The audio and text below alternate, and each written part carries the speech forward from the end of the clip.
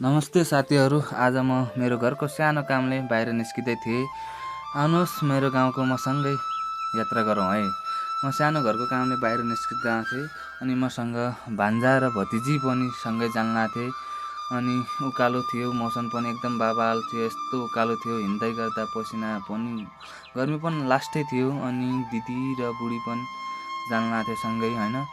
भान्जा र छोरी दौडिन थिए। अनि के गर्ने, यस्तै छ गर्मीले हाम्रो पहाडीहरूको जिन्दगी। अनि यो मेरो गाउँको सुन्दर दृश्य हो।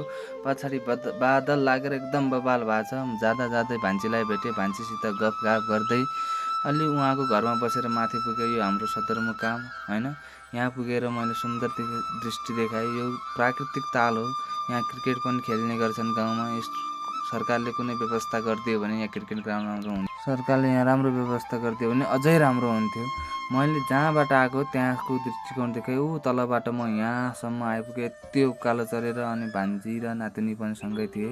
हामीले जाँदा जाँदै देमान्डोको यो फिल्ड ग्राउन्ड हो होइन, कति राम्रो छ। अनि यो जाँदा जाँदै हामीले निङ्लासेनी मन्दिरको पनि दर्शन गरे।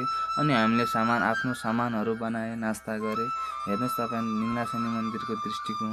नास्ता गरेपछि हामीले आफ्नो घरको सामान बनायौँ। सामान बनाएर हामी बल्ल सकेर हामी अब घर फर्क्यौँ। घर फर्किने क्रममा मैले काँधमा एउटा कट्टामा हालेर सामान राखेको थियो। हेर्नुहोस् तपाईँहरू, कस्तो देखिन्छ, भारी बोक्नु कति गाह्रो छ होइन। मौसमले पनि च्यालेन्ज गरिरहेको छ, गाडी चल्दैनन्, मौसमले रोड बन्द छ। अनि जाँदै गर्दा मैले एकदम सुन्दर दृष्टिकोण देखेँ। हेर्नुहोस् त साथीहरू, यस्तो कहाँ मिल्छ र। कस्तो लाग्यो साथीहरूलाई, तिमीहरूलाई मेरो बनाएको मिनी ब्लग? अनि मन पऱ्यो लाइक, कमेन्ट अनि पार्ट 2 को लागि पनि भन्नुहोला। अनि सब्सक्राइब गर्न नबिर्सनु होला है।